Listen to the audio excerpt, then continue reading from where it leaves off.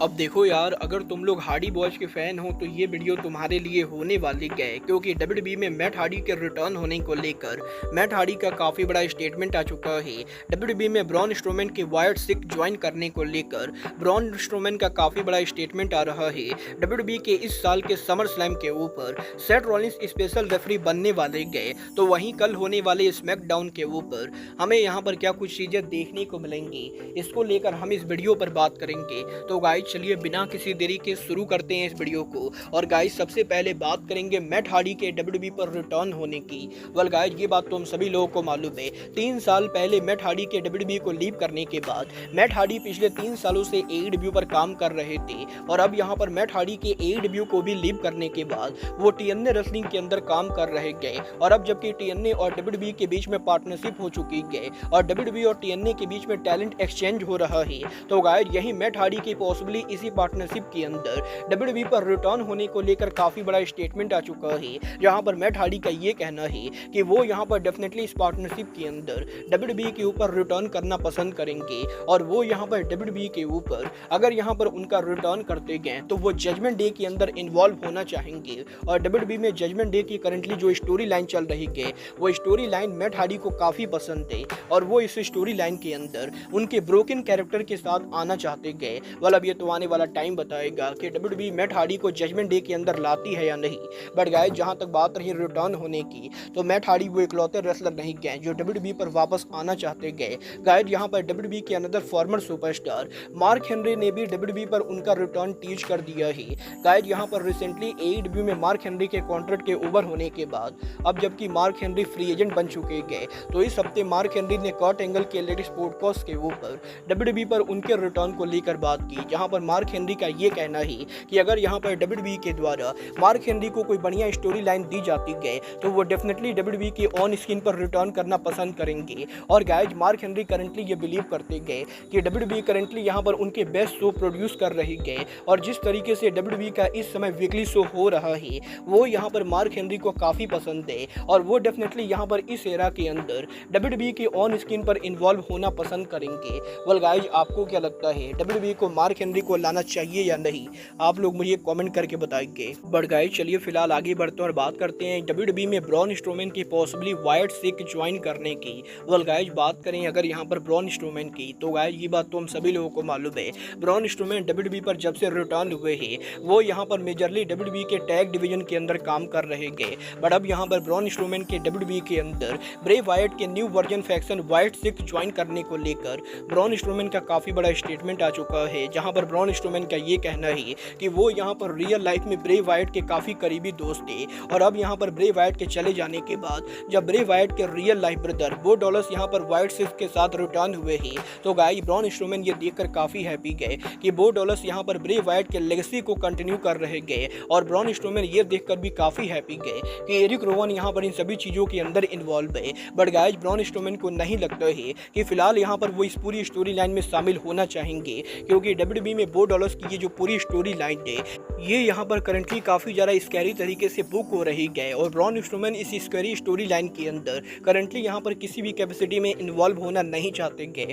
But guys, definitely इसका मतलब ये बिल्कुल भी नहीं गए कि ब्रॉन स्ट्रोमैन फ्यूचर में बो डॉलर्स के फैक्शन को ज्वाइन नहीं करेंगे। और अगर यहाँ पर फ्यूचर में ब्रॉन स्ट्रोमैन को ये लगेगा कि ब्रे वाइट के लेगेसी को आड़े बनाने के लिए उन्हें यहाँ पर वाइट सिक को ज्वाइन करना चाहिए, तो वो यहाँ पर डेफिनेटली बो डॉलर्स को ज्वाइन करेंगे। वेल, आप लोग ब्रॉन स्ट्रोमैन के न्यू वाइट सिक में देखना चाहते हो या नहीं?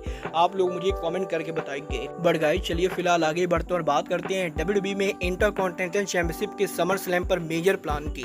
गाइस, यहाँ पर ये बात तो हम सभी लोगों को मालूम है, डब्ल्यूडब्ल्यूई के मंडे नाइट रॉ के ऊपर करंटली इंटरकॉन्टिनेंटल चैंपियनशिप की स्टोरी लाइन के अंदर सैमी जेन, ब्रॉन बेकर और इल्जा ड्रगुनोव इन्वॉल्व है, और काफी सारे लोग ये बिलीव करते गए कि पॉसिबली समर स्लैम के ऊपर हमें यहाँ पर आईसी टाइटल के लिए Sami Zayn versus Bron Breakker versus Dragunov के बीच में ट्रिपल थ्रेट देखने को मिलने वाला है। बट गाइस, यहीं अब डब्ल्यूओएन के लेटेस्ट रिपोर्ट के अंदर डब्ल्यूओएन का ये कहना है कि करंटली डब्ल्यूडब्ल्यूई के प्लान्स के हिसाब से डब्ल्यूडब्ल्यूई के समर स्लैम के ऊपर intercontinental championship match triple threat ना होके बल्कि सिंगल मैच ही होने वाला है। और guys, money in the bank पर ब्रॉन बेकर और सैमी जेन के हुए मैच के बाद समर स्लैम पर इन दोनों के बीच में री मैच होने वाला है, और अभी तक डब्ल्यूडब्ल्यूई कंपनी ने ये डिसाइड नहीं किया है कि वो इल्जा ड्रगुनोव को इस मैच में इन्वॉल्व करेंगे। और करंटली डेफिनेटली स्टोरी लाइन के हिसाब से डब्ल्यूडब्ल्यूई ब्रॉन बेकर और सैमी जेन का रीमैच प्लान कर रही है। वेल गाइज, आपको क्या लगता है डब्ल्यूडब्ल्यूई को समर स्लैम के ऊपर ड्रॉगनॉफ को इस मैच में डालना चाहिए या नहीं? आप लोग मुझे कमेंट करके बताइए। बट गाइज, जहां तक बात रही समर स्लैम की,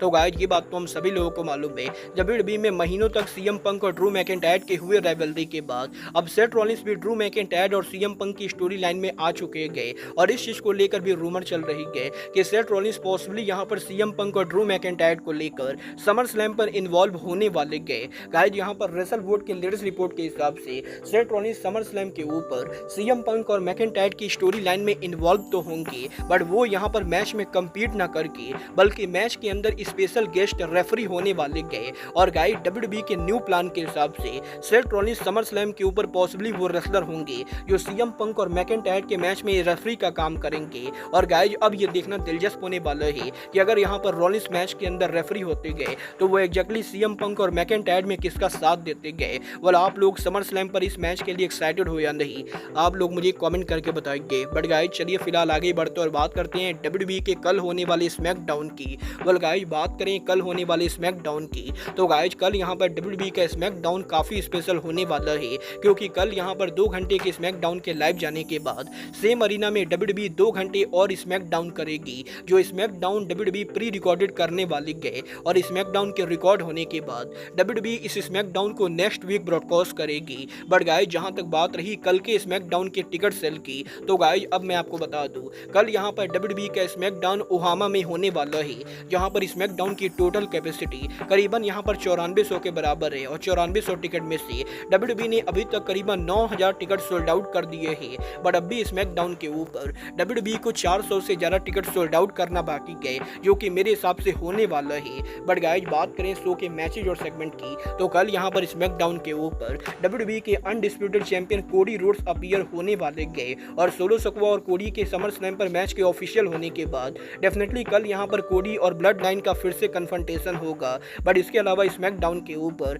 एनएक्सटी के farmer world champion कार्मेलो hedge WWE के current speed champion Andrade L इडोलो को फेस करेंगे। तो वहीं डब्ल्यूडब्ल्यूई के यूएस चैंपियन लोगन पॉल कल स्मैकडाउन पर उनका रिटर्न करेंगे और वो यहां पर एलए नाइट को एड्रेस करने वाले गए। वेल गाइज, फिलहाल तो स्मैकडाउन के ऊपर डब्ल्यूडब्ल्यूई ने यही 3 मैचेज और सेगमेंट अनाउंस किए हैं। बट गाइज, डेफिनेटली इसके अलावा शो के ऊपर कल यहां पर ब्लड लाइन की हमें कोई बड़ी सेगमेंट देखने को मिलेगी। वेल, आप लोग स्मैकडाउन के लिए एक्साइटेड हो या नहीं, आप लोग मुझे कमेंट करके बताइए। बट गाइज, अब आज के इस वीडियो में बस इतना ही। मैं मिलता हूं आपसे अपने अगले वीडियो में। बट गाइज, तब तक के लिए good bye, good night and bang.